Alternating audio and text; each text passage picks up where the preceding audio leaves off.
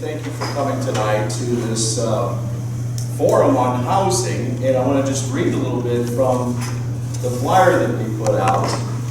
There are folks that are watching online tonight also that will be watching the recording. Because there's a lot of young people that are actually interested in this tonight. And those who are trying to buy a home right now, they're actually working, so they couldn't be with us. But this is going to be important information for them. So this all started really with a conversation that I had with my eldest of 8 children, Jonathan, who's 40, and he works at a local corporation in IT. And he said, the home I bought 10 years ago, I couldn't afford today with the salary I'm making. He makes good money.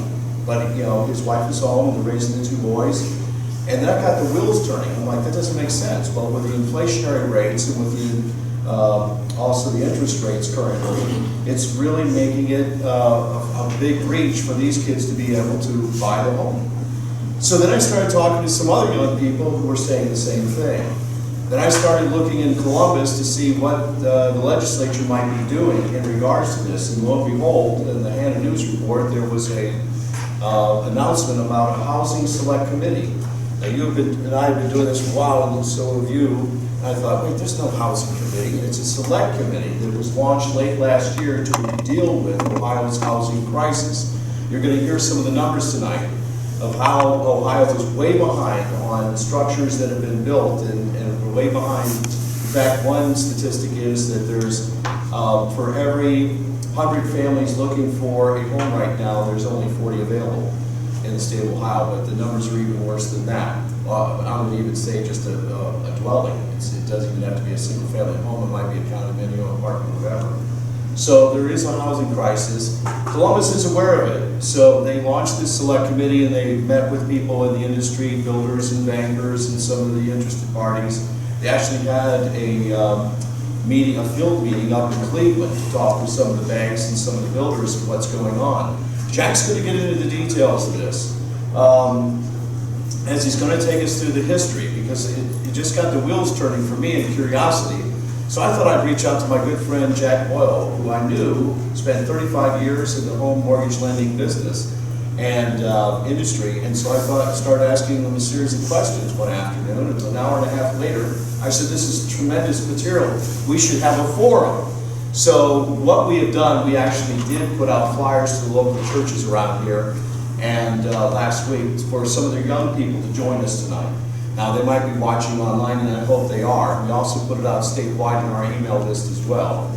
This is really about Generation Z and Millennial, and they're the ones who are starting to understand what exactly is happening here. So high mortgage rates, inflationary costs, and fewer available affordable homes on the market are just some of the reasons why for so many Americans the dream is slipping away. 2 years ago, the average cost of a house in this country was $215,000. Today it is $400,000, and the interest rates have gone from 3% to 7.5%. This is truly a battle between George Bailey's building and loan and today's potter. The global investment firms that are buying up all the affordable housing and keeping it away from the everyday citizen, forcing many into high rent situations that the investment firms own and control. As RFK Jr. said in a recent interview, he said that it's the difference between being a citizen or a subject. George Bailey's father told him in the movie It's a Wonderful Life, it's deep in the human race to have a roof over your head, the desire to own your own home, a place to call your own. He later quoted this from Tom Jefferson, who said, the American democracy is rooted in the control of the landscapes of tens of thousands of independent freeholders, each with a stake in our system of democracy, each with a stake in our economic system. This is how we made the American middle class in the 1950s, the greatest economic engine in the history of mankind. Now we're going in the opposite direction. And that's exactly what's going on, and the problem's only getting worse, and there's not going to be a quick turnaround on this. But Jack's going to give some really practical things tonight for those young people that are looking to buy a home sometime in the future. He's going to give some really practical steps, but I'm going to ask him at this time to just take us through a history, and afterwards we're going to enter into a panel discussion. Greg Lawson is here from the Buckeye Institute, and we're going to be talking about another committee that was launched in Columbus, and that is the Real Estate Review and Tax Reform Committee. Lou Blessing is chairing that right now as real estate taxes have gone up. obviously with last year's assessments. And that's the squeeze on our elderly and a lot of people. And someone says it's not the young or elderly, it's me. Okay, so it's the everyday person. So without any further ado, Jack, thank you for coming tonight, and thank you for being willing to share with us. Chris, thank you very much. And I've been in this business, or I was in this business for about 35 years. I haven't really ever described myself as a recovering mortgage banker, but that might be appropriate. It's been kind of an up and down experience. But a lot of times there's just this complexity that people sort of assume, with this kind of a topic, that, and there is some complexity, but the best thing to do is just kind of run right through it. What I have to say has kind of three parts. One is the history of how we got to the system that we have through much of the 20th century. The second part is going to be the subprime phenomenon and the financial crisis of 2008, kind of what happened and what was behind it. And then the third part will be kind of what the situation is today. So let me just jump right into the history. In the early 20th century, the mortgage business, the housing business, was very diversified and decentralized. It just varied from community to community. There was no comprehensive system anywhere. It was just up to whatever the local financial institutions would do, the banks would do. And the loans were characterized by you needed a lot of equity, 50% down or whatever. The loans were typically balloon loans. They'd make you a loan for 3 years or 5 years, and then you had to pay it off. You had to refinance it, or and if you didn't, if you were unable to, you'd potentially lose your house. That sort of led to the development of the building and loan, savings and loan industry, which is actually very accurately portrayed in It's a Wonderful Life. And where people, sort of depositors sort of got together, pooled their money, lent it out to each other to make loans. Now these loans, again, still typically were balloon loans because, this was deposit money that could go in and out any day. They simply couldn't lend it for 30 years. Who knows what things would be. Now, interest rates were a lot more stable at that point in time, until we got into the 20th century and the Federal Reserve started, and the federal government started playing with our currency and with our economy. But that was the situation. Then we had the Depression. A third of the banks in the country went under. The other ones were under stress, and so lending essentially stopped. There was, you lived in your parents, you lived in, a farm, whatever, this kind of thing. Finally, after, struggling for a couple of years, they passed the Federal Deposit Insurance Corporation, or established that, so that people began to start to have some confidence in, depositing your money rather than keeping it in the mattress, okay, which, is kind of incomprehensible now, but, long ago, people did that. And that was in 1933. In 1934, they established the Federal Housing Administration. And what that did was set up a loan that was guaranteed by the federal government. So if the lender made a loan, the person defaulted on it, there was a loss in the foreclosure, the FHA would pay the bank for the difference. And they covered that insurance with a part of the interest rate, so like quarter percent of the interest rate that the borrower was paying would go into the FHA to build a pool, essentially of assets to cover losses in foreclosure.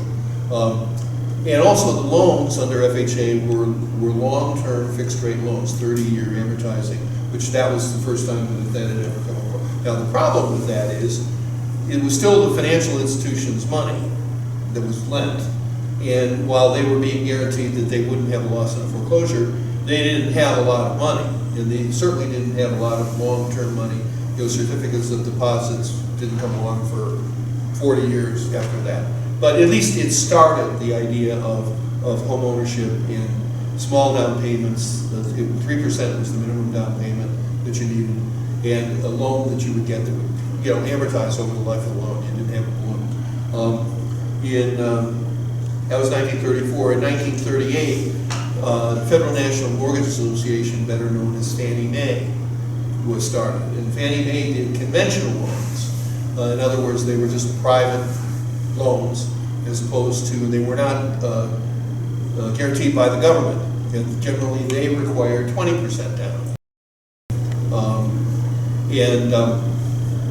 And again, it was a slow start, but they also were amortizing mortgages, and so there was this beginnings of the kind of mortgage lending regime that we all got used to in the later in the century. Let's see, so that was Fannie Mae was in 1938. In 1944, they passed the GI Bill. One of the things about the GI Bill was there was a guaranteed loan, a VA loan, just like the FHA loan. But the thing there was they didn't have to pay the insurance.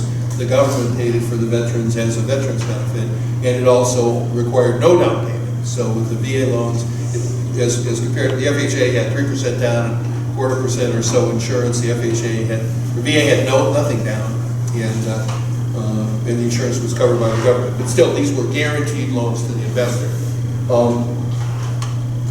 And that kind of described the mortgage business. In the meantime, the savings and loan industry, the building and loan industry, expanded and grew. And there was initially those institutions were not eligible for the federal deposit insurance, so there were state insurance funds. Ohio had a big one, okay, that insured the savings and loan deposits.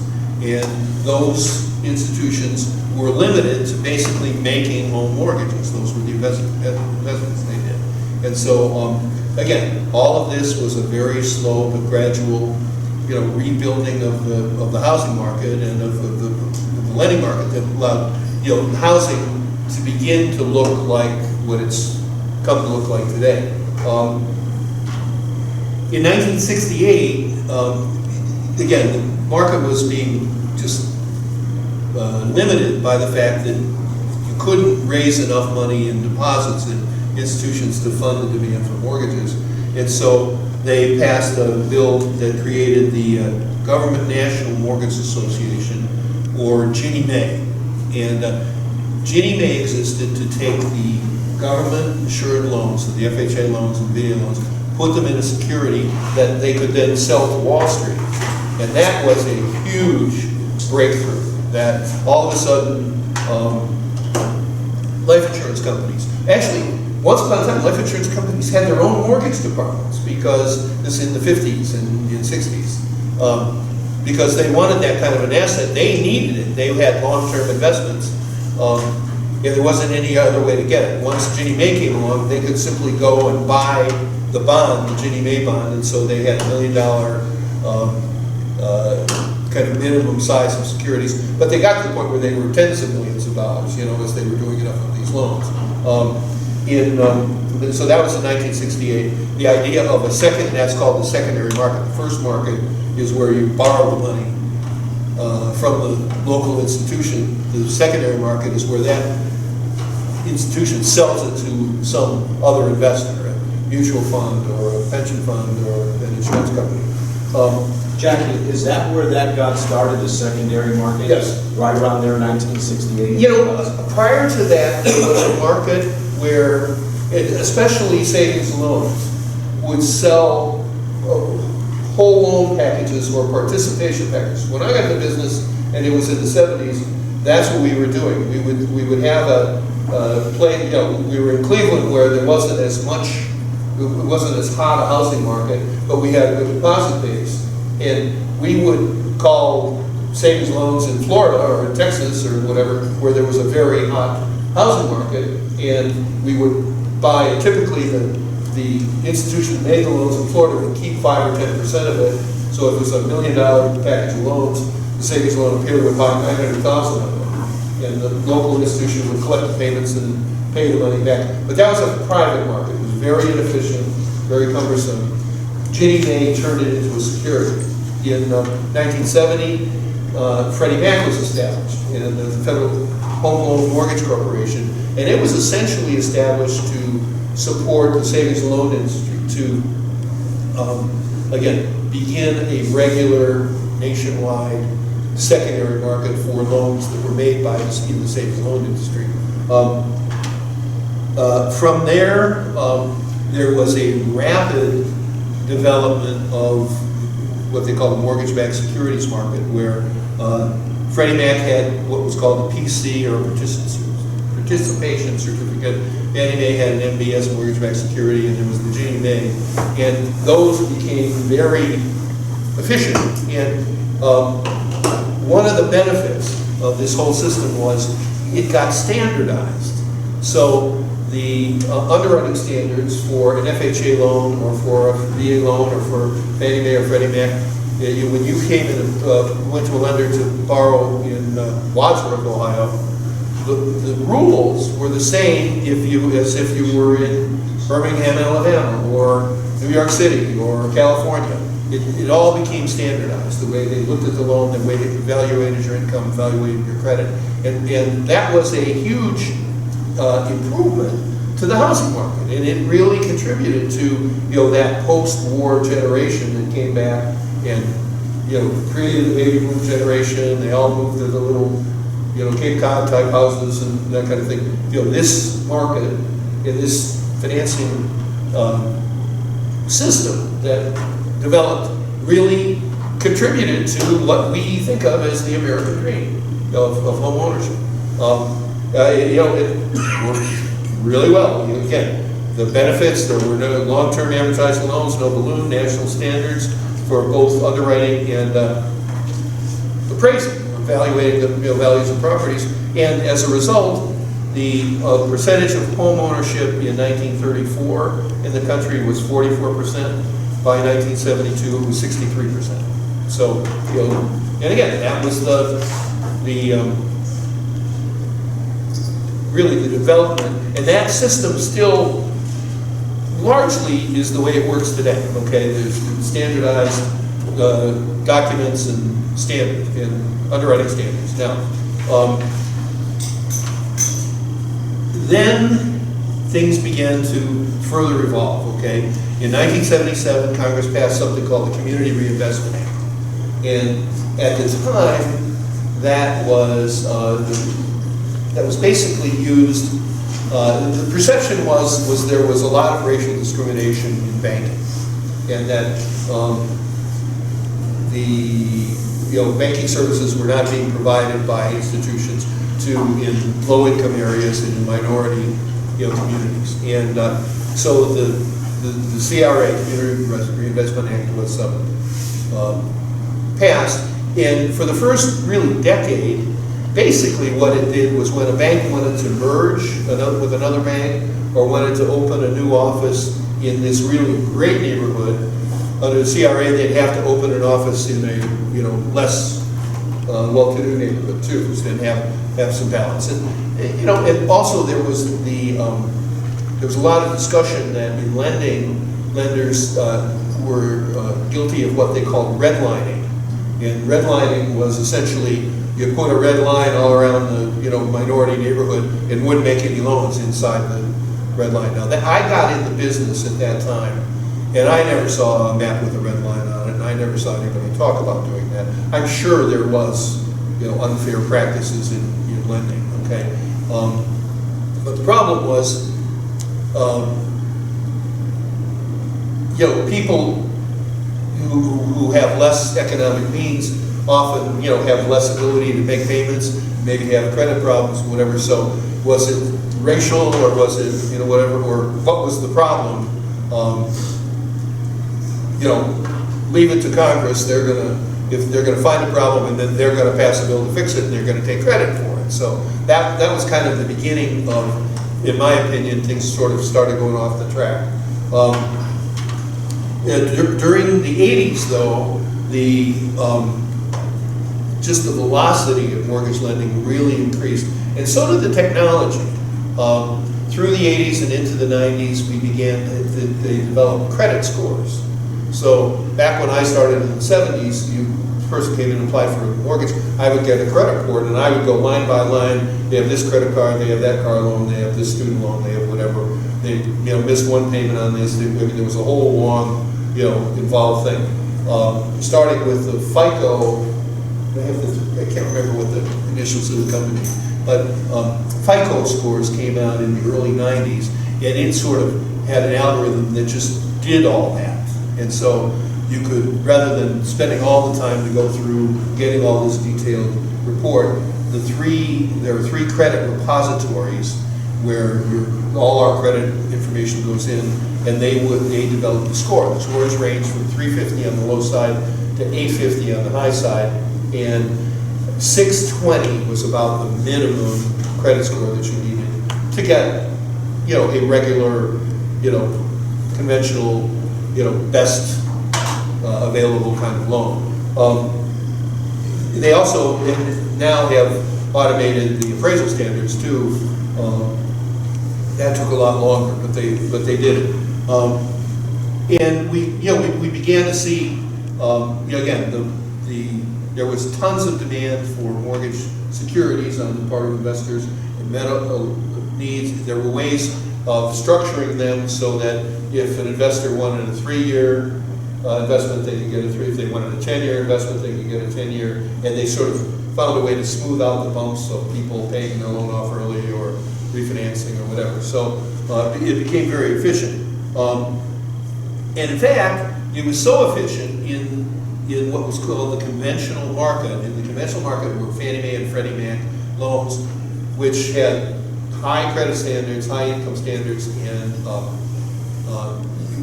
they had a maximum loan amount. Again, in the 70s when I first got in, it was just a little bit over $200,000 maximum loan amount. I just looked this afternoon, and in Ohio, the maximum loan amount right now is $766,000. So that or under is supposed to be a middle class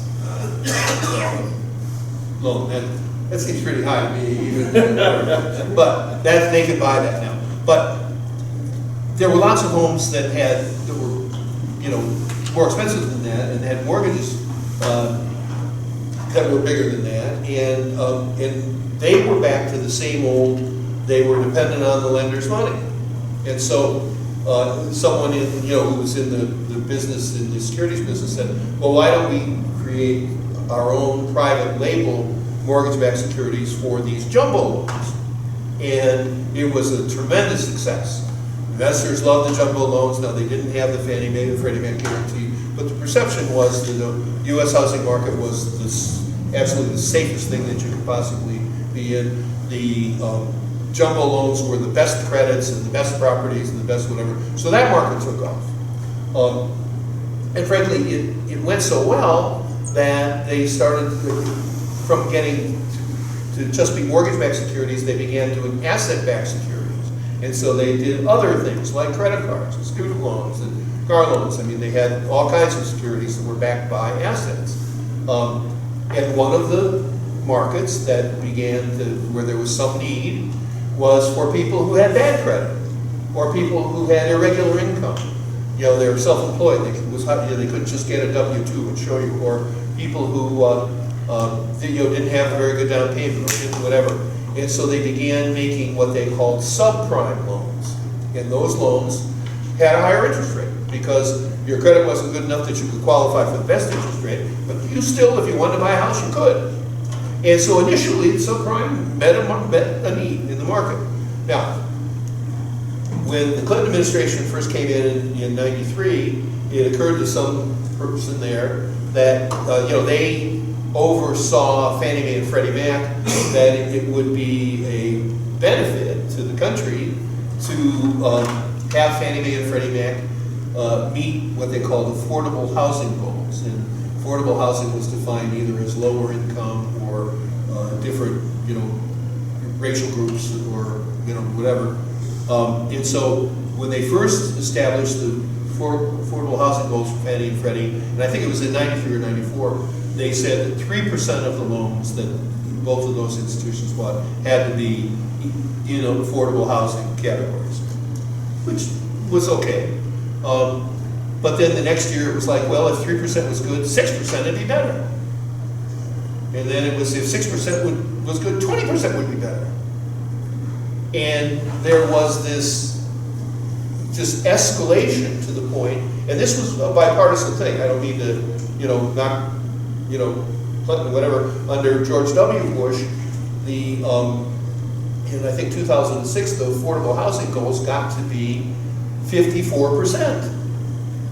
That meant that for every 44 good loans that qualifying loans, there had to be 54 loans where the people, were either, again, part of a racial group, part of a low-income group. There were other kind of definitions, but that was it. And the problem was there weren't enough of those people who would qualify, and they had to qualify by the standards. They're not even remotely close to meet the demand of a very hot housing market. And Fannie Mae and Freddie Mac, by charter, were not allowed to buy anything but normal prime mortgages. They were not allowed, by law, to buy subprime mortgages. Well, Fannie Mae actually kind of ignored that for a while. Freddie Mac didn't, but one of the things but they didn't do it in large volumes. But one of the things that their charter did allow them to buy was AAA securities. And so some creative person in Wall Street got the idea that you could, let's take a big subprime pool. Let's say there's $10 million worth of subprime loans with 1,000 mortgages in it. I'm just making numbers up. They would take that security and form a new security, which had tranches, like maybe 5 or 6 tranches, and that just means a piece of. And so they would take like 15% of the $10 million package, so $1.5 million, and they would say all of the payments on all of the $10 million would go to these loans first, to this tranche first. Okay? And that way, the rating agency, well, that's a AAA security. Okay? Because this 15% of the whole pool was getting 100% of the payments until the payments were made, and then it would go down. And the thing there was, Fannie Mae and Freddie Mac could buy that, and in the sort of the sleight of hand of the way the regulators worked, even though they were only buying 15% of the pool, they could still count it as 1,000 loans. And so all of a sudden there was this explosion of, oh, we need subprime mortgages, because Fannie Mae and Freddie Mac were desperate for the volume. And so they actually started, they would take the first tranche, sell it to Fannie Mae and Freddie Mac, then they take the rest of it, and they take those and form another security, and form a AAA portion on that one. And there were a few that got to third and fourth re-securitizings of this. Each time Fannie Mae and Freddie Mac got to count it as 1,000 loans, even though it was the same 1,000 loans, okay? And they weren't even buying the whole loan, okay? But they were able to count the numbers against their affordable housing goals. And again, the idea of it being, 20% even was ridiculous based on the way the economy worked. But so, and then people started, and Fannie and Freddie didn't care. They would take very low yield on these AAA tranches because they just needed the numbers, which left more yield for people on the back end to, who were willing to take the risk and would, buy the less, potentially, or the more potentially risky securities. And just as an aside, they had salespeople all over Europe selling the bad parts of these to different governments, because, and with the idea that it's the U.S. housing market, it's the safest investment there is. So there was international investors Absolutely, in on this absolutely. game as well. And in fact, again, as an aside, when the crash finally happened, I think I read there were 48 people that went to prison. Only one in the United States, and he was some kind of a trader that was falsifying, prices to, hide losses so he could get a bonus. 38 of the 48 were in Iceland because all 3 of their major banks collapsed because of the investments they made in these their banking things. Anyway, and there was one more thing, and this is far too complex to go into really any more detail, but someone got the idea that these might be a little bit risky. We need to do what they call risk-based arbitrages and collateralized debt instruments, which spread the risk.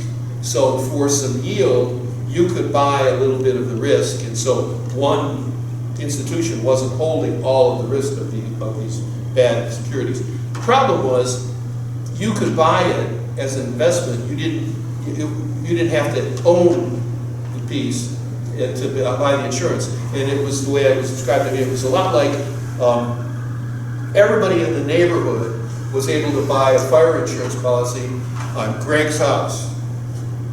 All 20 of his neighbors were able to buy it. And so sooner or later, someone was going to burn down Greg's house, okay? So we were all going to get paid, okay? Except that there were so many interlocking, there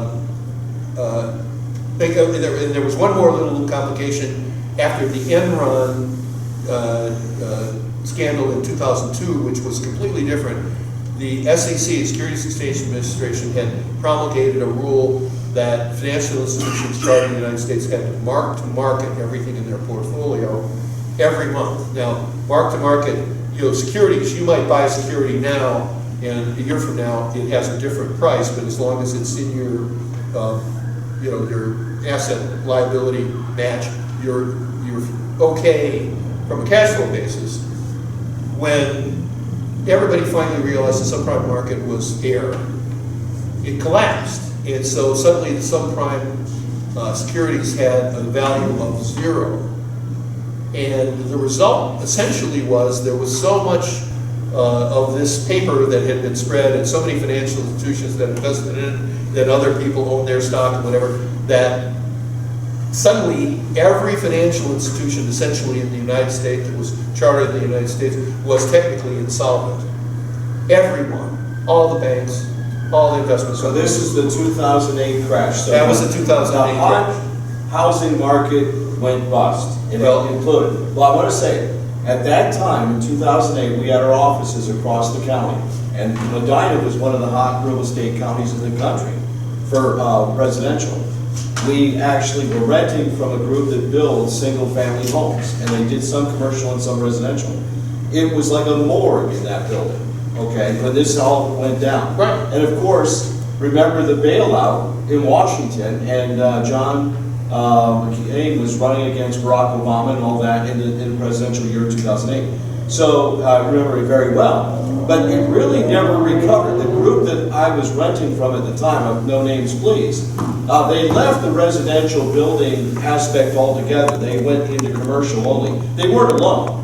So here now, and of course many homeowners had their property values, they were underwater now.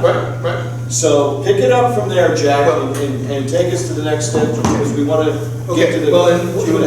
And one last thing, again, this is a complicated thing. There was a book by Michael Lewis called The Big Short in the movie, and some of you may have seen it or whatever. If you want more about it, there's been tons of books written about it, but that goes into it in great detail. Now, now suddenly the financial institutions, Congress passed the TARP, $700 billion. They were supposed to buy assets out of the banks. Instead, they ended up just putting capital into the banks to replace the value of the securities that were worth 0. Everybody got bailed out but Lehman Brothers. Basically, that's right.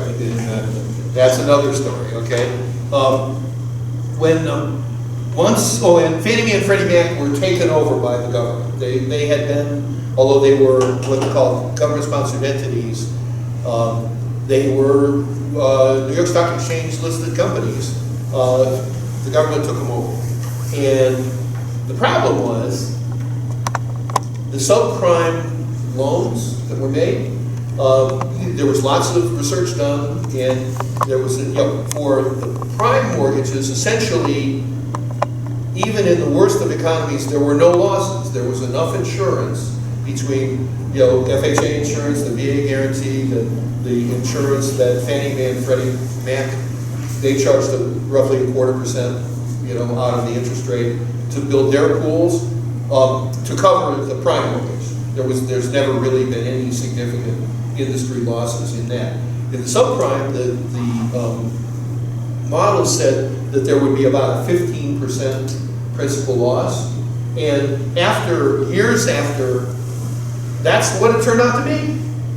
You know, even though the market, the securities went to zero, there were companies that went in and bought them at 10 and 20 cents on the dollar, held them for a few years and got paid back 85% of the dollar. You know? But that's, again, another story. After the economy was in the dumper, the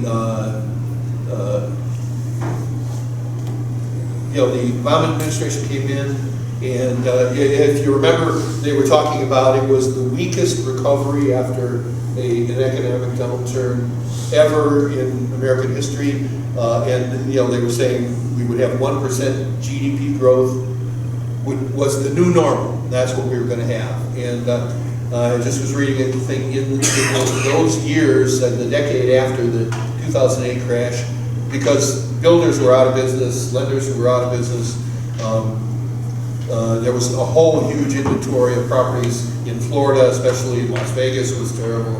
That you couldn't, you had to get rid of that inventory.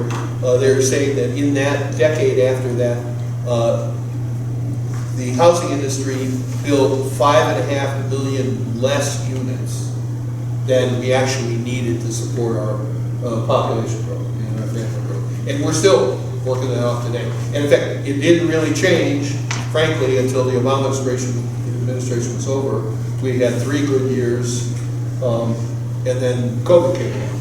Now, talk about COVID a little bit.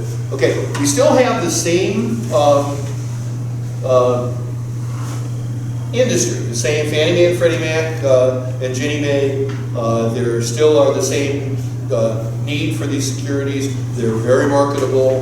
Again, insurance companies, pension funds. But we've got, again, some economic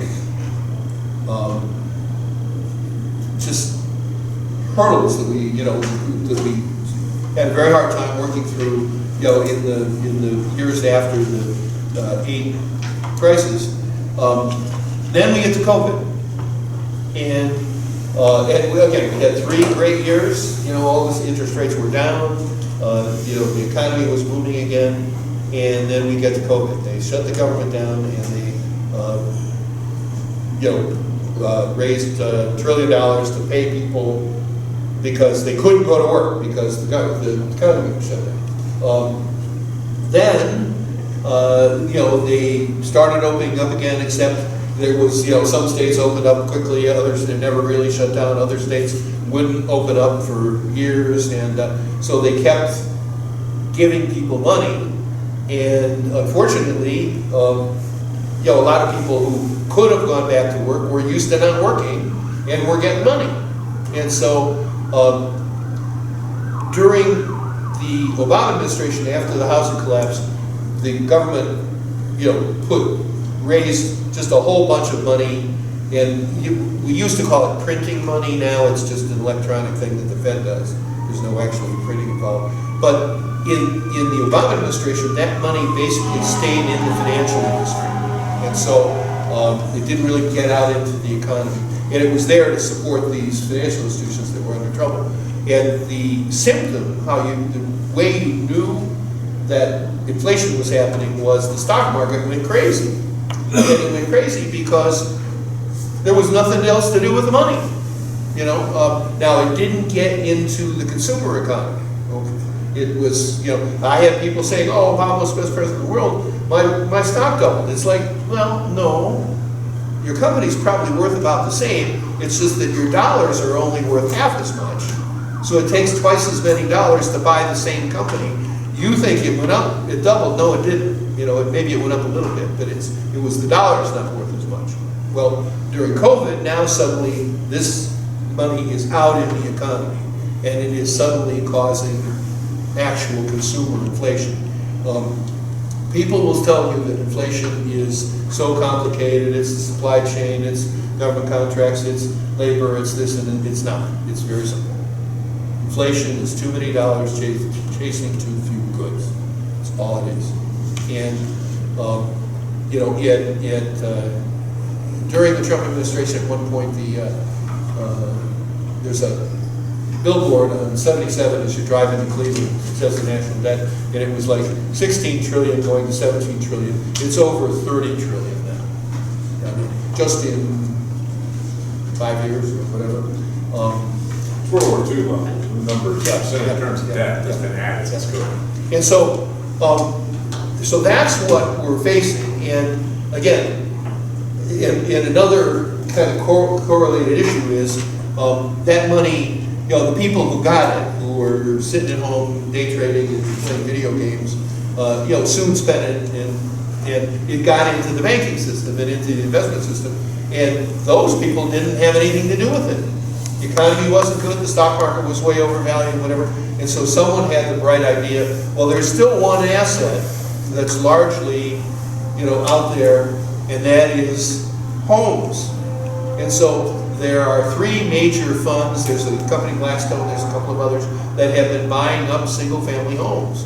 And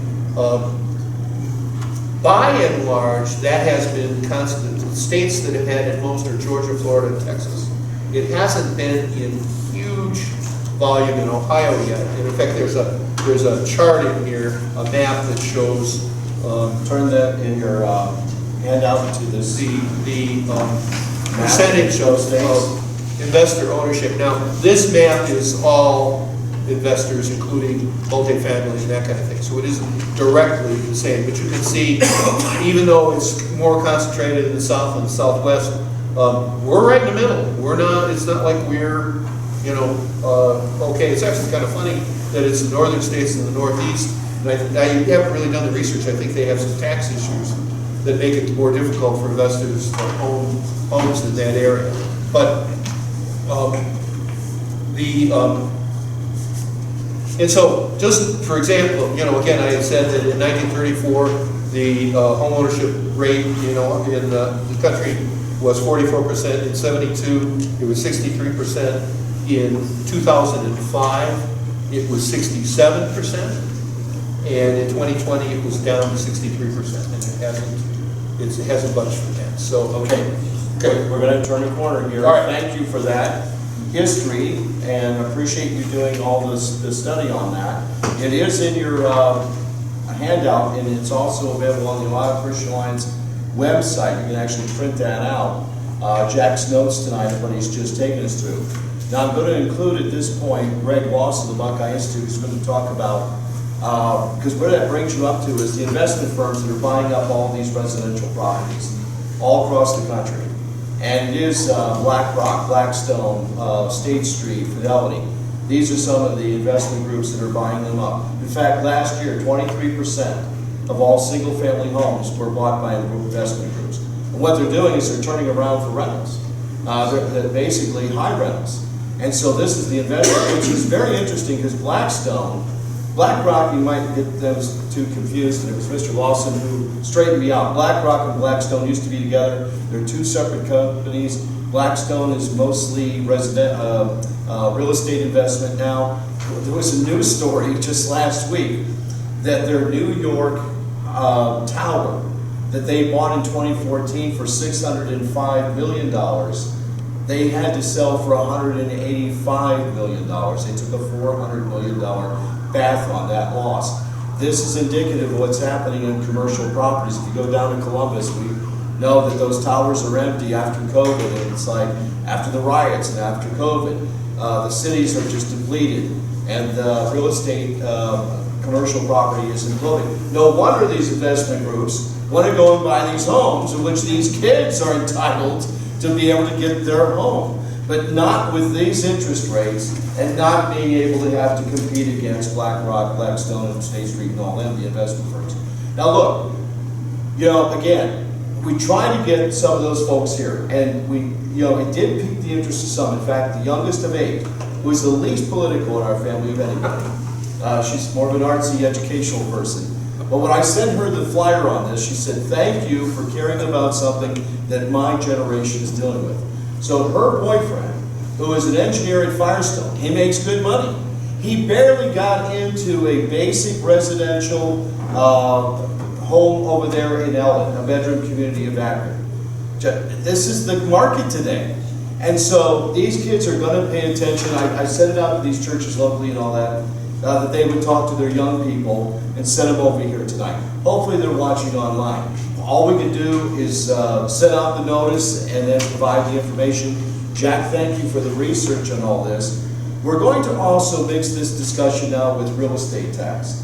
Because this is, so for instance, the bedroom community of Bedford, just outside of Cleveland, is now 55% rentals. So what has happened in Collier County? The high tax rate has driven the seniors out of their homes. They've lost their homes. You may own your home, but the next thing you know, is that right, Mr. Massey? That the real estate tax off of the county and the city, local municipality is driving you out. And if you're on a fixed income, that kind of thing. So they're having to sell their home, to leave their home. And again, investment groups are buying those, turning around and making them rentals. And it was someone who was very proud of his community of Bedford and said now 55% of the community is now rental. So this is systemic throughout the state. Listen, the governor's office is aware of it. Remember a year ago, Governor DeWine talked about savings plans for the middle class and the lower middle class, starter homes for couples, and he talked about a pilot program and some other things to the government was going to do. This year in his State of the State, he didn't mention it all. Government doesn't, look, politicians don't like to talk about a problem that they don't have a solution for. And so they don't have a solution to what's going on right now. However, there are several pieces of legislation we're going to talk about that as an action point of what we can do. Because we can put restrictions on these commercial real estate, investment groups coming in and buying up all these single family homes and kind of put a punch to them. We'll talk about that legislation. Greg, that's a bill that's been introduced by Representative Blessing.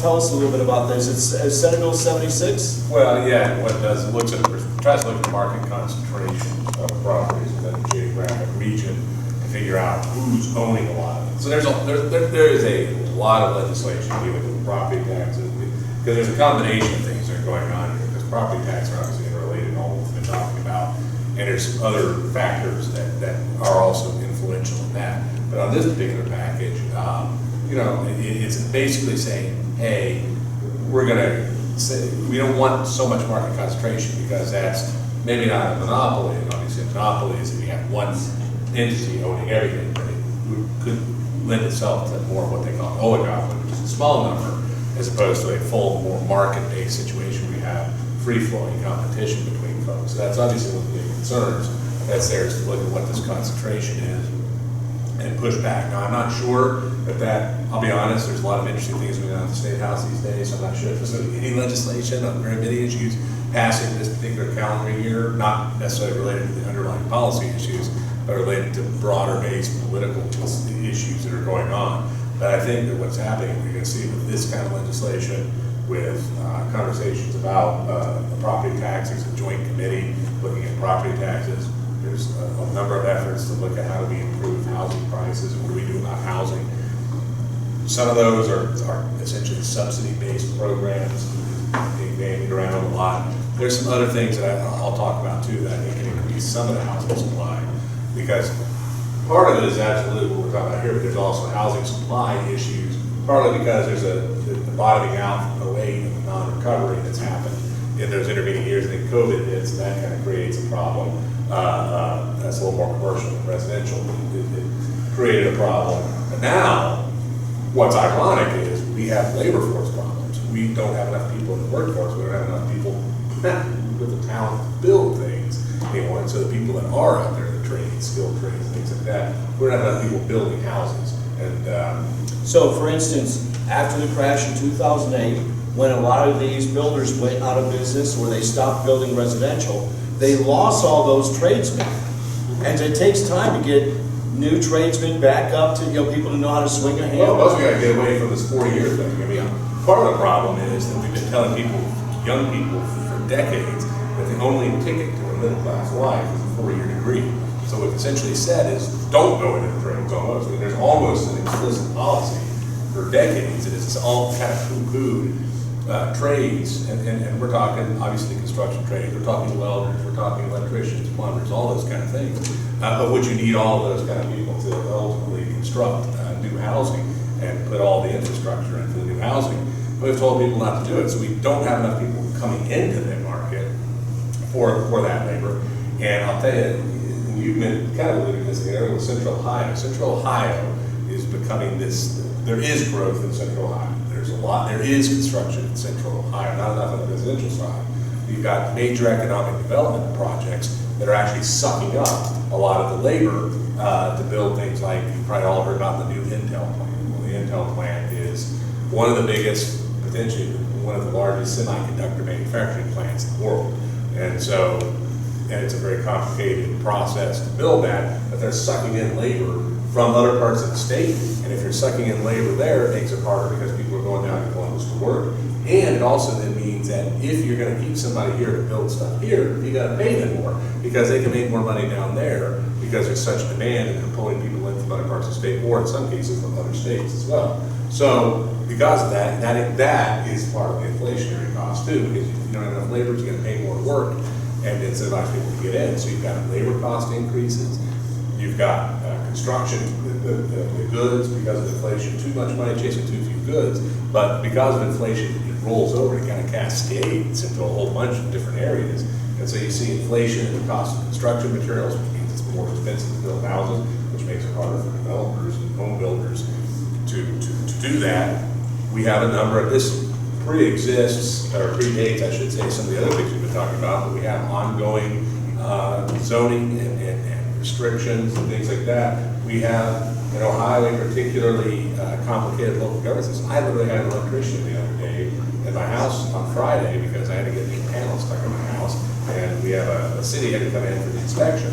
As I was waiting for the inspector to come in, I was talking to the electrician, and he was talking about how complicated it is because the city I have to live in, a suburb of Columbus, was more difficult to deal with than other cities. But different cities have different codes, different things that an electrician has to work on. So you have to know multiple codes. It's not like there's a standard code across the state. And this applies to electricity, it applies to plumbing, it applies to zoning and things like that. Now there's national standards, and Ohio has a standard, but individual communities, because of how we are structured in Ohio, because we have something called home rule through the state constitution, localities can layer things on top of what the state standards are. So you have a base level state standard, which ostensibly should be for safety purposes, to deal with safety regulations for some of these things, but then localities are leveling it up above and beyond that for a whole host of different reasons that they might do. And so that may not be a lot in and of itself, but it's a pancaking effect, because if every community is doing that, you have to have different people doing different things, figuring stuff out, makes it harder for the construction folks to do stuff. So we have a myriad of things. What we really have here is we have this problems that Chris has been talking about, which are growing in prominence, and certainly I think going to continue to be an issue. Certainly it's probably epidemic proportions in certain states like down the south, but it's certainly coming here to Ohio and creating those issues. But we have all kinds of regulations that actually, if you talk to the Home Builders Association, they'll tell you, we need to standardize codes. So we have things that we need to have it simpler so we can get permits. That's the other problem. Build something, you gotta go get inspectors to come out and do permits and examine the permits. Well, if it takes you too long to do that, every day, long day beyond what's absolutely essential to get a permit is another day you're not finishing work on a house, another day you're not able to go towards building another unit because you're waiting to finish construction on the pre-existing unit. How do we manage to make those things easier? That's where the regulations, we always talk about cutting back red tape. Well, these are some actual, very significant, tangible areas where the red tape makes it a lot longer and a lot more expensive too. So we have to think about how are we going to make those things easier so we can make it easier for the labor. So you got to get supply of workers, we got to improve our workforce because that's going to be a problem. We have to be able to deal with regulatory bottlenecks because that's a problem. And frankly, we have to do some of them. Now, this isn't something Ohio can do as much of, but we need to deal with the inflation. We need to kick inflation's tail, because if you don't kick inflation's tail, it's going to create all kinds of reverberation effects as well. So you have to do all of those things. We really have to do all of those things in concert with each other, right? You know, really, to be able to create the right environment to be able to build these houses. Then now you dovetail into the property tax issue. So, by the way, tell me, kick me under the table if I'm talking too much. We want to get to the real estate tax issue right now. Brian is here, he has actually spent a lot of time on this and talked to people in Columbus about it, that there really needs to be a liberation of this for our seniors. Some of the hearings that are going on right now, it's interesting to hear the presentations of what's happening, but they're showing the complexity, something called uniform code in the Constitution. Why we can't have a Proposition 13 style law here in Ohio. He said he would have to change. This is the gentleman who was retired from the Ohio Department of Taxation, was talking about the two different lawsuits that happened in the 1970s and another one in the 1980s. He said you'd have to change the Ohio Constitution to actually get that type of reform in Ohio that they have in California, for instance. It's very complicated because of how we do things in Ohio. Part of it's this local control thing, which is very different from how other states do it. And so one of the things that I'm probably going to be testifying to the joint committee hopefully next week. I think part of the problem is it's downstream in the structure of government. Part of the reason you have all these expensive property taxes is because of the way in which we deliver services and pay for the services. And so if you don't deal with how we do government in Ohio, and here I'm not even talking about the state, I'm talking about locals. We have 1,308 townships, we have over 900 municipalities, 88 counties, 600 school districts, and that doesn't even include water districts, port authorities, joint districts where you have people that are appointed by county commissioners and cities on the various things, joint economic development zones that have separate taxing authority. You have taxes coming out of the wazoo, and I think there's council of governments that can sometimes have taxing authority, which are basically deals amongst multiple local governments that can create something for the purposes of anything that they want to do if they establish it within their charter.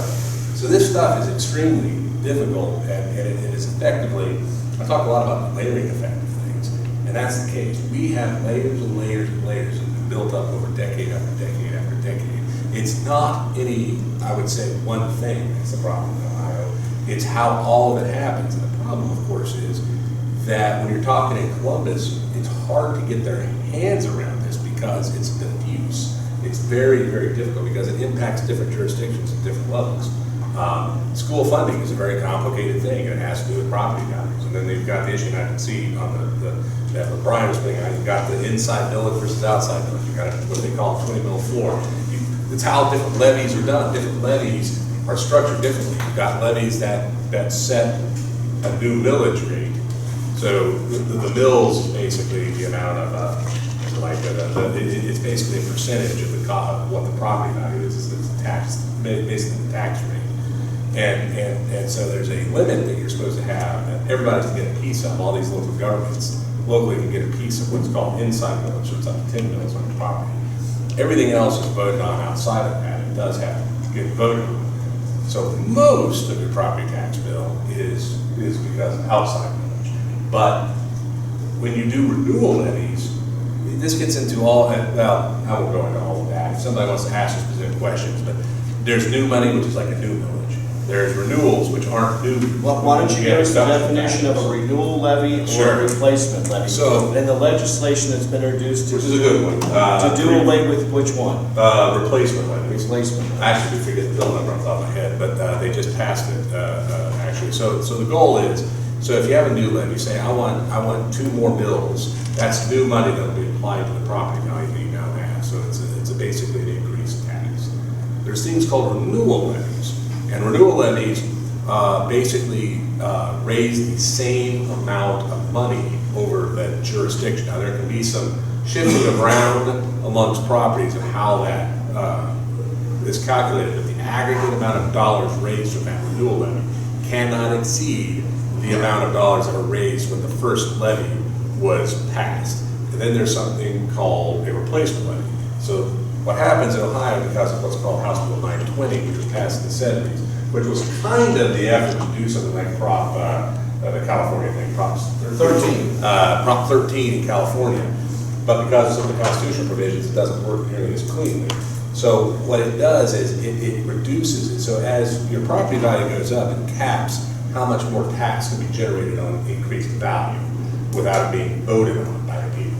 So if you had a 10 mil levy that was passed 5 years ago, and then you vote to renew it, the new levy is going to be, the renewal levy is going to be functionally at a lower effective rate than the voted rate. So it won't be the full 10 mils because your property value went up.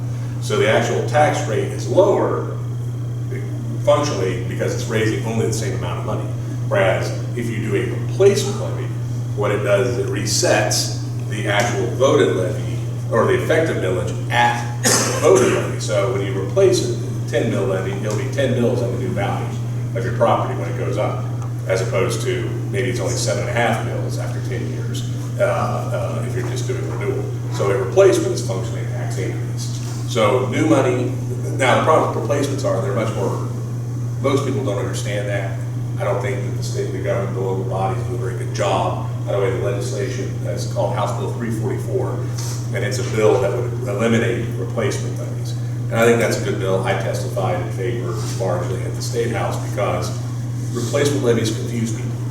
If you say I'm doing a replacement levy for 10 mils versus a renewal for 10 mils, a lot of people are going to get confused by what that means. So our point is, look, if you want new revenue, then vote for the renewal, which raises the same amount of revenue, and then ask for whatever the difference is through a new levy. Now, the reason they don't, most local governments, whether it's a school district or another local government body, doesn't want to do it, is largely because they don't want to have to put a new levy on the ballot because they know that it's going to be harder to pass, basically. How many here have noticed an increase in your real estate tax? Okay, after the assessments, okay, so. Well, and Columbus is aware of the problem because they know you're gonna be screaming at them about it because with these property values that went up, that, you know, they went out, they did the assessments. There was an argument actually of making it, instead of every 2 years, to do it 3 to 5 years to expand it out. Any questions along those lines for Greg or Jack? Well, Greg, I know you know this. The problem that we're seeing is in Lake County, we have an estimated 30% increase in the market value of the properties. And as you know, this will impact the inside millage. And what it will also do is with an outside millage, House Bill 920 will reduce the effective rate, but it will stop at the 20 mil floor, all right? So the 20 mil floor is treated like inside millage, and that's where the large increases is coming. And I contend that if it's treated like inside millage, it's inside millage. And that's what we're going to bring up to our legislators, where they need to step in and help our seniors. There's no question about it. We've got one school district, Willoughby East Lake School District, that will get $8 million a year additional tax without a vote of the taxpayers. My school district, Riverside, will get $3.6 million without a vote of the taxpayers. And you've got the county government will get $1.8 million without a vote of the taxpayers. My particular township, Concord, will get over $600,000. So it is a huge money grab, and not one of these taxing authorities will forego anything, including Lake Metro Parks, who has a $30 million surplus in cash. They'll get $174,000 without a vote of the taxpayers. I've asked them to forego it. They said, no, we still need that money. The other problem that we have is there are no checks and balances, because the Budget Commission, which is made up of the treasurer, the auditor, and the prosecutor, will not change any of the revenue that's being brought in by these taxing authorities. So what has happened in Lake County, and I assume in all of the other counties, these taxing authorities are massing, great sums of money. Right. And they're not giving it back. Not one of our commissioners. There's no one that says, let's give the money back to the people. See, during the hearing, Greg and Jack, there was this testimony by one of the school districts. This was the Select Committee on Real Estate Tax Review and Reform. And they had the different school districts come in. And the financial officer said, well, if we have a tax levy, which of course is sold to you, the voters, right? We need this amount of money for the school district. So they said if it exceeds what we needed, and we have an excess, we put that in a rainy day fund. I said, hold the phone, rainy day fund. You're supposed to give that money back to the voters, to the real estate people, to the people, the homeowners who were basically excessed in tax. Oh no. They put that in what they called a rainy day fund. They said after a 90 to 120 day review, the superintendent will look at the proposals that have come in from the district. And so the suggestion they gave is they had all-day kindergarten, but it was by lottery. And if there was enough money, they would make it district-wide. Now, I'm like, wait a second. That wasn't the original pitch for the homeowner paying that tax, which includes our elderly, by the way, on fixed income. So again, to Brian's point, here comes this windfall coming in with this higher assessed property values, all this taxes is coming in. Columbus is having this select committee because they know there's a firestorm coming. They probably, when you were talking about the 20 mil floor, I made a reference to it, and what that is it basically means, when I said that there's reduction factors for, as your property value goes up, so it kind of limits it, it does limit the effective, but there's the 20 mil floor. So once you hit, the effective bills go down to 20, it can't go any further. So the 920 reduction stops, which is why it functionally acts the way you were saying, which is it acts like inside millage, because at that point you can't reduce it anymore. Well, the legislators have gotten around the Ohio Constitution, is what they've done. With that I would have to look back at the Constitution and look at some of the questions, but I think. Yeah, it's Article 12, Section 12 or Article 2, I believe it is, that talks about setting the 10 mils as a limit. No question about it. So they've gotten around the Constitution by, I think it's 5705. I've got the number there on the page, and I just don't think it can stand. Seniors are. There's going to be over 1 million seniors that are in Ohio. That, again, I try to educate people on the housing affordability threshold. That's 30% of your income. If you spend 30% of your income on property taxes, your mortgage, and your utilities. That's not something that I made up. It's been around since the late 1800s. They started at 25%, HUD increased it to 30%. So if people should decide, there is a way that you can decide whether or not you should vote for a levy. Will it price you out of your home? What's interesting about the 920, I would argue that probably you should get rid of the floor so that the effective millage can continue to happen. Here's one of the interesting things. The Prop 13 in California actually does allow taxes to increase at a certain rate. It locks in the value at the market value at the time you bought the home. The problem in California is once you sell the home, the new market value kicks in. So if you haven't sold a home in 30 years and then you sell it, that makes homes expensive in California, even under Prop 13, which that's not how it works in Ohio. But what a lot of things happen is we don't allow, we basically limit the inflationary increase in the property taxes through things like 920, but that then means everybody's going to the levy more often. So that's one of the challenges in Ohio. We probably have, I was just at one of the committees last week, we probably put more levies on the ballot than any other state in the country because there's no capturing. It probably would be a smarter policy to have an actual cap on the growth of the property taxes so you vote less often, but have a rigorous limit that would be adjusted for inflation, because then you would have that question. Now the question then is, what does that mean? Does that mean government's going to make more money? Well, at least then you don't have the 20 bill floor problem there. So that's something that I think people could look at. That might make some. Well, that begs the question then. That begs the question, what is the role of government? Well, that's a much broader philosophical question, but I will say, I can promise you this, from being around the State House a lot, I would suspect that the most of what probably a lot of folks in this room think is not going to win in Columbus, and it's not going to win across the board, probably the majority of the voting public. I don't believe it will. I've never seen evidence that it will. Again, another question, should the government be in public education? Another question that we've been asked. Why, those are legitimate questions. Why am I paying for the education of someone else's child? The other issue that we have is, when you look at the proficiency scores, they're not very good. If you look at the proficiency scores, some of the kids can't even read or write when they graduate. I think Governor DeWine, it was a year or so ago, he mentioned that at third grade, there was, A guarantee, third grade reading guarantee. third grade reading was it was abysmal. So why do we keep pumping all of this money into public education that is not producing good results? We have to make change. And that's where there's a whole panoply of policies that probably need to happen to address some of this bad. Some of it is we don't teach teachers very well. We have ideological things. But that goes way outside the scope of what this conversation is. But I hear what you're saying. But I will just tell you this. If you've never been around Columbus during budget season and you don't see the parade of people that come and talk to the legislators, then you don't really understand what they're dealing with.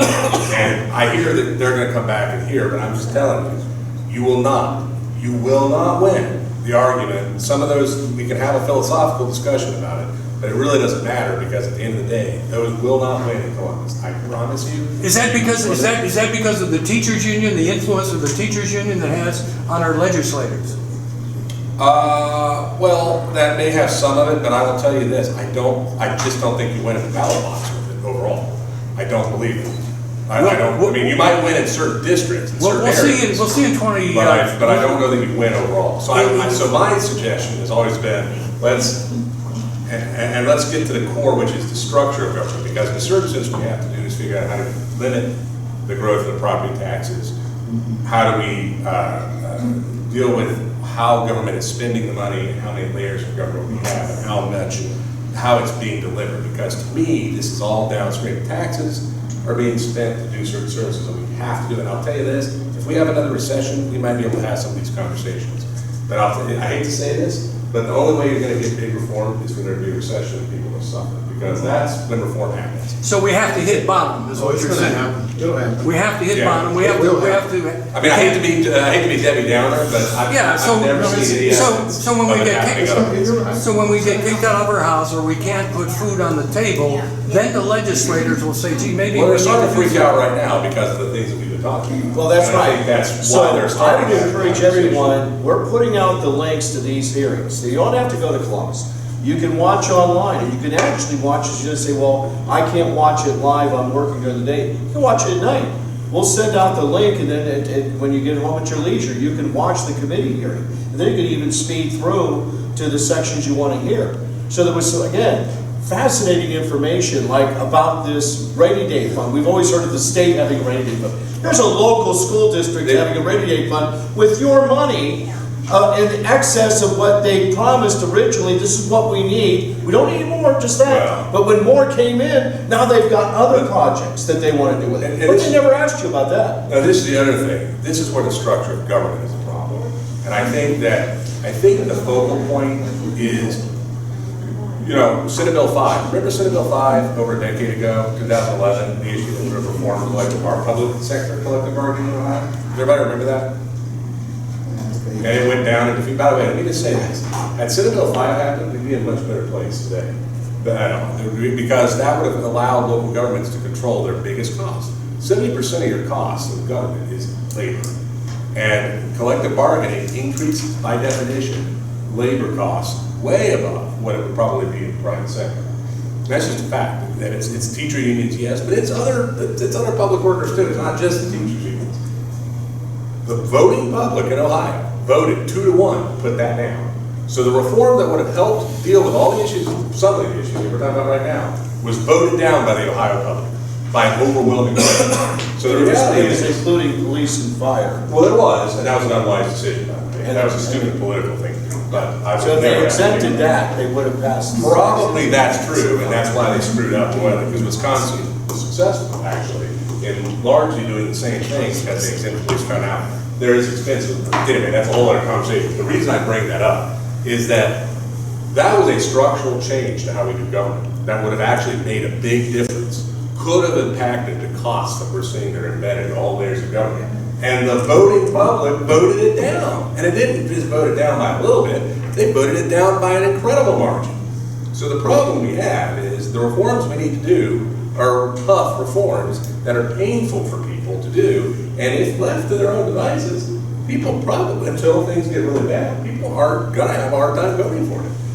And that's just, and I wish it wasn't that way because I spent over a decade in Columbus, talking to legislators, testifying to things, doing stuff, and fighting a lot of these issues, talking about why we need right to work, talking about why we need tax reform, talking about why we need to change municipal income tax, talking about why we need to dissolve villages and don't do anything and still levy an income tax, talking about how to get unwind some of these property taxes by getting rid of extraneous little government bodies, how we can do things like consolidate school districts so we have more rational transportation plans so that we can actually save on the administration side of things. We've been talking about this stuff for years. Those are the kind of policies that will, over time, lower the cost of government. Why we need to do all the permitting reform and all the things I was talking about before to help increase housing supply.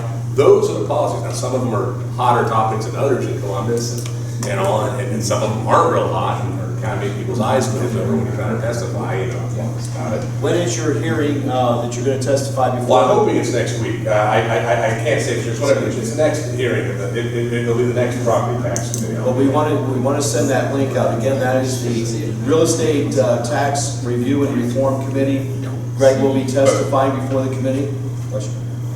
Since we got from housing to schools, but schools do. Well, real estate costs. Yeah, but they take 70% of our taxes. Biggest way, and it's very hard, that we're going to change what the schools do, is get conservatives on the school board. Yes. That is big and it's very hard. My name is Bruce Christopher. I'm on the Medina Executive Committee and Central Committee. I'm also the chair for school board members.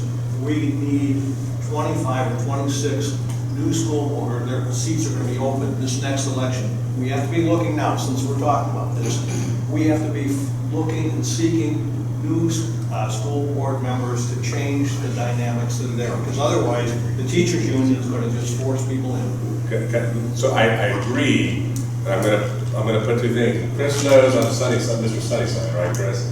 I have an uncanny ability to find all of the darker side of things. So I will apologize and all, but I'm going to give you a hopeful thing and a less hopeful thing, but the hopeful thing I think in the long run is actually does have some real potential here.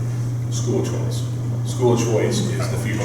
What we really have to do, because We just opened one. we need more charter schools.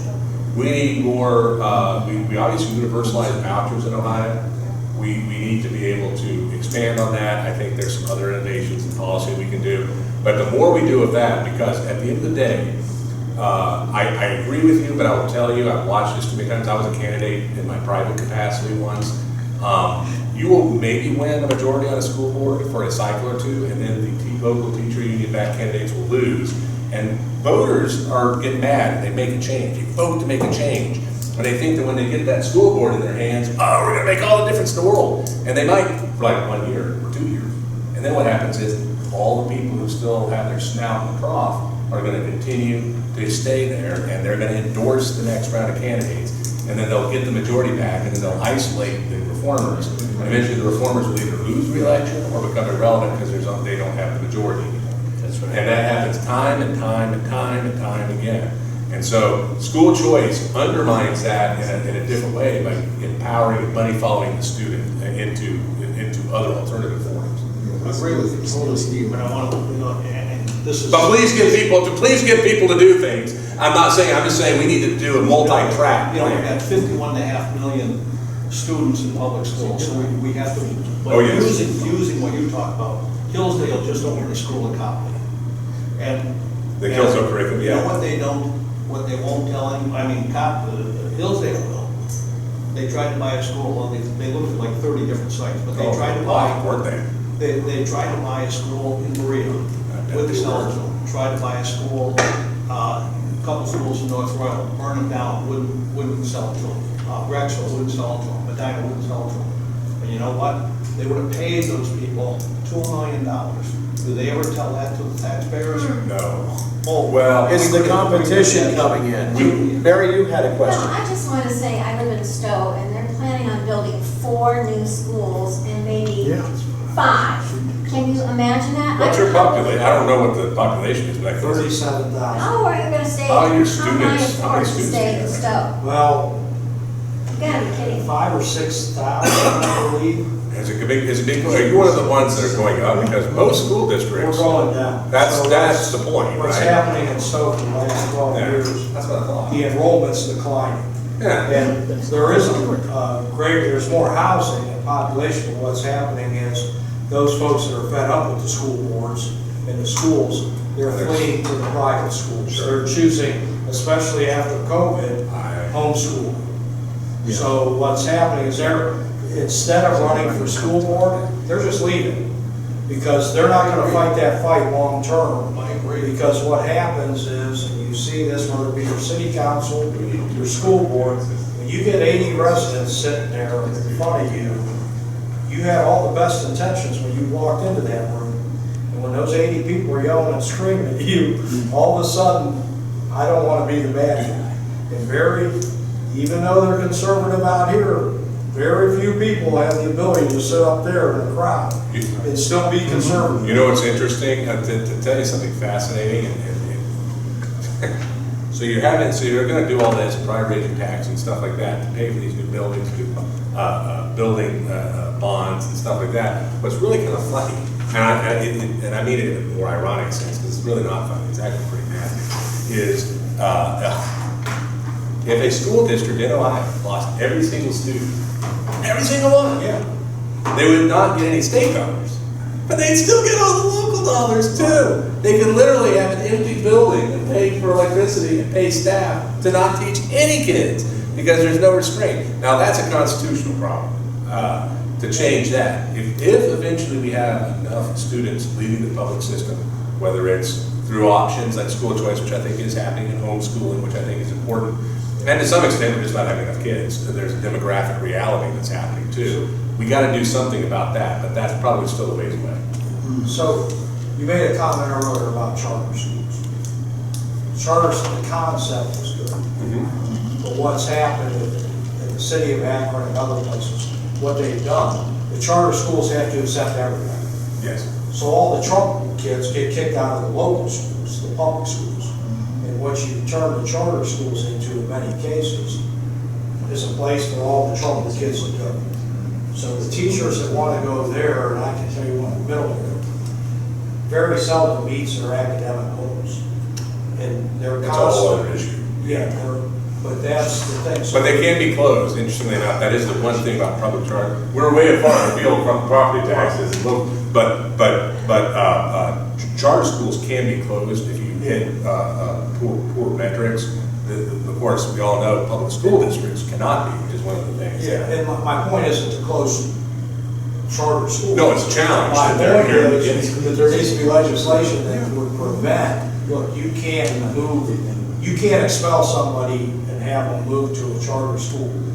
I thought if a kid's had enough problems, if they're kicking him out of that school, his choice should be some type of tutoring, private school that the parents now pick up. The rest of the collective has agreed to pay for that education. That kid no longer can be educated, and the parents don't want to step in and do that, then that should be the parents' responsibility. Okay, we're gonna wrap it up for tonight. Sorry, I went. No, that's I know, all Chris, right. We talked about real estate tax and school assessed taxes is what people are dealing with. It's a lion's share. I want to thank those of you that came tonight. I want to also say that we're going to give Jack a little video that he's going to give some where I can do it right now, some really positive steps that those who are first time home buyers, the young kids, they're listening tonight and say, well, that's pretty depressing. Jack actually has some really practical things that will help them to start on the way to, home ownership. Now's the time to do it, even though the headwinds are upon us. So we're going to do a Zoom call with him, which will be 15 minutes. And so look for that online. And we'll also talk to you about what the state. Yeah, with the treasurer. Okay, I was about to say, mention this. This is actually a great program. All right, I'll give you 2 minutes to tell you. Oh, well, it's basically, so this is a great program. The Treasurer Spring is doing it. They passed legislation. It's a savings program, basically, to help families, first-time home buyers in Ohio, And so what it's designed to do is, I won't go into, it's a linked deposit program that the state manages. So what happens is, the state puts certificates of deposit into certain financial institutions. The state foregoes some of the interest that it would ordinarily earn on those CDs. And then that extra interest is basically put into an account that allows you to build more capacity as a first-time homeowner. So you have more resources available where you can pay down the cost of the initial mortgage. And especially as those interest rates have gone up, it helps you save maybe 2-3%. I'm not sure 3% on the interest rate. So they can save up to $100,000 within 5 years. You get the interest rate from the local bank, 2.5% from the state, and actually a tax deduction for your deposits at the end of the year. Now, I asked the treasurer, what happens in 5 years or in 4 years, whatever, you don't buy a home? He said, you can keep the money that you obviously you put in the account, what the bank gave you, what the state gave you in interest, but we'll call back. If you took deductions on your taxes, we'll want that back. That's pretty good. So that's straight from the treasurer who actually introduced this program. So these handouts will be available if you know a young person who's thinking, hey, I'm never going to be able to buy a home. Given this information, I'll tell this, I'm just going to put Jack on the spot. If they would like to talk to Jack on some basic things that they can do, Jack will take the call. Let's have a word of prayer. Father, we just thank you for this opportunity tonight, and thank you for these wonderful men that have come and shared their knowledge with us, Lord. I thank you for Jack, I thank you for Greg, and Lord, we just pray for those young people that were maybe watching online tonight and thinking that the American dream is just too far away, it's too costly, I'm never going to be able to own a home. We pray, Lord, that they would understand that there is a way forward for them, and that the markets do shift, and that, Lord, they should trust in you. And we hope that they would understand that we care about that. We care about them and their future. That's what we're all about here tonight. We ask your blessing on this time. In Christ's name, amen. Amen.